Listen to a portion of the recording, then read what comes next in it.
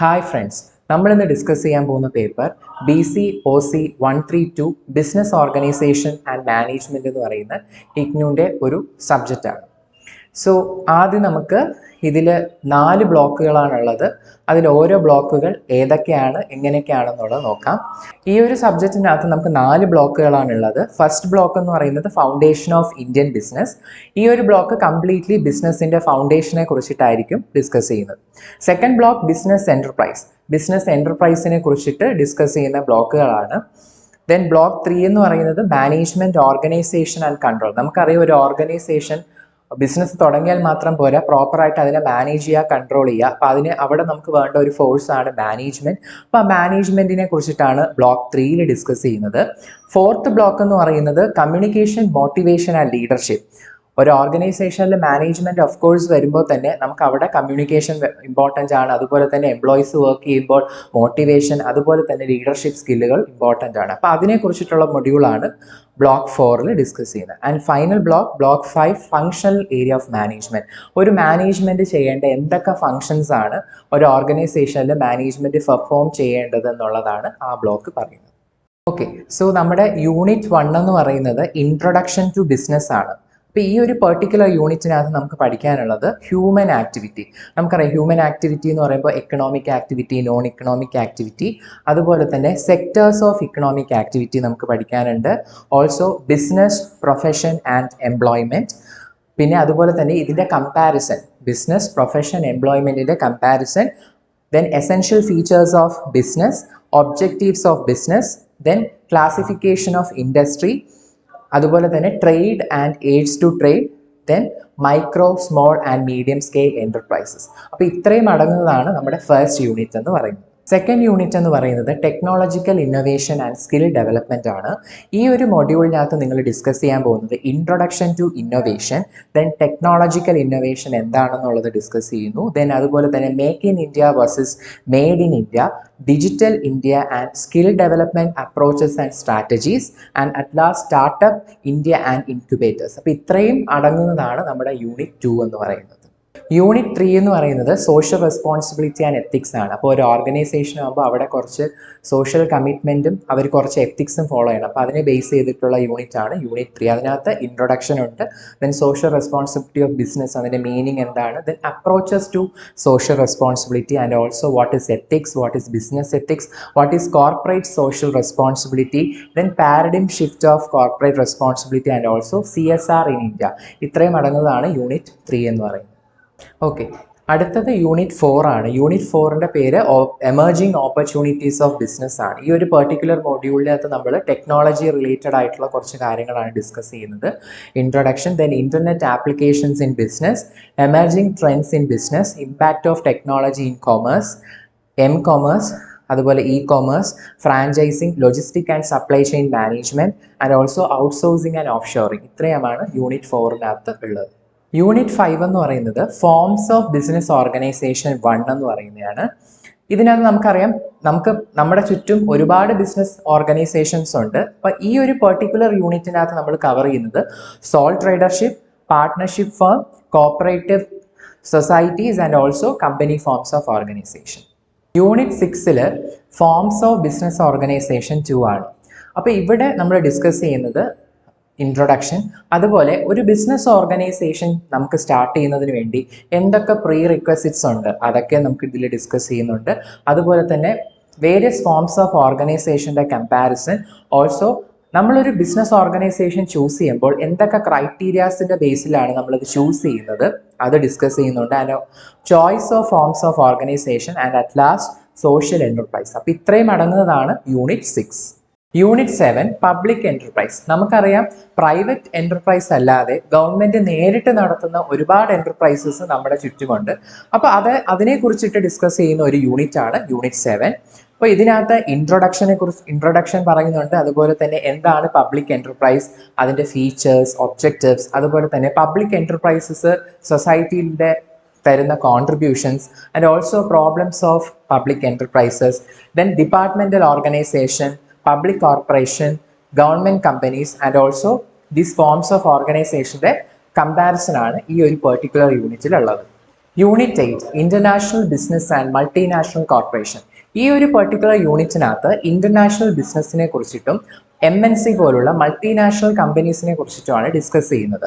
ഇവിടെ introduction discuss ചെയ്യുന്നു and also definition of international business, importance of international business, then definition of multinational corporation, then features of multinational corporation and recent trends in multinational corporation, then what are the issues faced by MNCs and also India's perspective of multinational companies. ഇത്രയാണ് നമ്മുടെ unit 8ൽ discuss ചെയ്യുന്നത്. Unit 9 planning and decision making. ഒരു ബിസിനസ്സിൽ നമ്മൾ കുറേ plans ചെയ്യേണ്ടതായിട്ടുള്ള ആവശ്യമുണ്ട്. അപ്പോൾ ഈ ഒരു പെർട്ടിക്കുലർ യൂണിറ്റിൽ എന്താണ് പ്ലാനിങ്, പ്ലാനിങ്ങിൻ്റെ നേച്ചർ, അതിൻ്റെ characteristics, importance, limitations of planning, then process of planning, forecasting techniques, types of planning, principles of planning and also decision making. Unit 10 organizing. ഈ ഒരു പെർട്ടിക്കുലർ യൂണിറ്റിനകത്ത് introduction, nature of organizing function, organizing as a system, steps in organization process, organization structure, principles of organization, span of control, organizational chart, organizational manual and last formal informal organization. ഇത്രയും അടങ്ങുന്നതാണ് unit 10 organizing. Unit 11 departmentalization and forms of authority relationship. ഈ ഒരു particular മൊഡ്യൂളിൽ discuss ചെയ്യുന്നത് introduction, definition of departmentalization, need for departmentalization, basis of departmentalization, choosing a basis for departmentalization, benefits of departmentalization and last authority relationship. Unit 12 delegation of authority and decentralization. ഈ ഒരു unit discuss ചെയ്യുന്നത് decentralisation, അതിൻ്റെ meaning, function, principles, importance of delegation and also barriers to effective delegation and means of effective delegation, and at last we also discussed decentralization. Unit 30 control. ഈ ഒരു മൊഡ്യൂളിൽ discuss ചെയ്യുന്നത് introduction, definition of control, characteristics of control, importance of control, stages in control process, requisites of effective control, limitation of control, areas of control, traditional controlling technique. ഇതിനകത്ത് നമ്മൾ budgetary control പഠിക്കും, അതുപോലെ തന്നെ standard costing ടെക്നിക്കുകൾ പഠിക്കും and also modern technique, break even analysis, PERT, CPM, statistical quality control and management audit. ഇത്രയും അടങ്ങുന്നതാണ് unit 30 control. Unit 14 communication and coordination. So നമുക്കറിയാം, നമ്മുടെ ഡെയിലി ലൈഫിലാണെങ്കിലും നമ്മുടെ ഡെയിലി ഓഫീസ് ജോബിലൊക്കെ ആണെങ്കിൽ തന്നെയും നമുക്ക് കമ്മ്യൂണിക്കേഷൻ എന്ന് പറഞ്ഞത് വളരെ ഇമ്പോർട്ടൻ്റ് ആണ്. അപ്പോൾ ഈ ഒരു പെർട്ടിക്കുലർ മൊഡ്യൂൾ ഫോക്കസ് ചെയ്യുന്നത് കമ്മ്യൂണിക്കേഷൻ, അതിൻ്റെ നേച്ചർ, ദെൻ അതുപോലെ characteristics, process of communication, channels of communication, importance, then barriers to effective communication, principles of communication, how to make communication effective, then definition of coordination and objectives of coordination. Unit 15 motivation. നമുക്കറിയാം, ഒരു ഓർഗനൈസേഷനിൽ employees work ചെയ്യുമ്പോൾ അവരെ എപ്പോഴും നമ്മൾ motivate ചെയ്തുകൊണ്ടിരുന്നാൽ അവർ നന്നായിട്ട് work ചെയ്യും. അപ്പോൾ ഈ ഒരു മൊഡ്യൂളിനകത്ത് ഡിസ്കസ് ചെയ്യുന്നത് introduction to motivation, then what is the concept of motivation, nature of motivation, process of motivation, role of motivation, then various theories of motivation by different expert. അതിൽ നമ്മൾ MC ഗ്രിഗറിൻ്റെ തിയറി ഡിസ്കസ് ചെയ്യുന്നുണ്ട്, Maslow's need hierarchy theory discuss ചെയ്യുന്നുണ്ട്, ഹേഴ്സ്ബർഗിൻ്റെ motivation hygiene theory, then ഈ രണ്ട് തിയറീസിൻ്റെ differences, then relationship discuss ചെയ്യുന്നുണ്ട്, then job enrichment, പിന്നെ types of motivation. അപ്പോൾ ഇത്രയും ഇൻക്ലൂഡ് ചെയ്യുന്നതാണ് നമ്മുടെ യൂണിറ്റ് 15 മോട്ടിവേഷൻ. Unit 16 leadership. ഈ ഒരു പെർട്ടിക്കുലർ യൂണിറ്റിനകത്ത് നമ്മൾ ഡിസ്കസ് ചെയ്യുന്നത് ഇൻട്രൊഡക്ഷൻ ടു ലീഡർഷിപ്പ്, ദെൻ എന്താണ് leadership, then importance of managerial leadership, മാനേജ്മെൻറ്റിൽ ലീഡർഷിപ്പിൻ്റെ ഇമ്പോർട്ടൻസ് എന്താണെന്നുള്ളത് ഡിസ്കസ് ചെയ്യുന്നുണ്ട്, then various theories of leadership, different styles of leadership, functions of leadership, motivation and leadership, and last one leadership effectiveness. Unit 17 team building. So ഈ ഒരു particular module discuss ചെയ്യുന്നത് introduction to team building, concept of team building, types of team, team development, team building and team effectiveness. Unit 18 marketing management. അപ്പോൾ ഈ ഒരു particular മോഡ്യൂളിൽ marketing എന്താണ്, marketing management എന്താണെന്നാണ് discuss ചെയ്യുന്നത്. So introduction to marketing management, what is marketing, then different marketing concepts, evolution of marketing, difference between selling and marketing, importance of marketing, then marketing in a developing economy, concepts of marketing myths, concept of product life cycle and basis of pricing. So ഇത്രയും include ചെയ്യുന്നതാണ് unit 18 marketing management. Unit 19 financial management. So നമുക്കറിയാം ഒരു ബിസിനസ്സിന് ഏറ്റവും important ആയിട്ടുള്ളതാണ് finance എന്ന് പറയുന്നത്. Finance ഇല്ലാതെ ഒരു ബിസിനസ്സിനും കണ്ടിന്യൂ ചെയ്യാനും ഇംപ്രൂവ് ചെയ്യാനും പറ്റത്തില്ല. അപ്പോൾ ഈ ഒരു പെർട്ടിക്കുലർ മൊഡ്യൂൾ ഡിസ്കസ് ചെയ്യുന്നത് ഫിനാൻസിൻ്റെ ബേസിക് കോൺസെപ്റ്റ്സ്, അതുപോലെ തന്നെ ഫിനാൻഷ്യൽ മാനേജ്മെന്റ് എന്താണെന്നുള്ളതാണ്.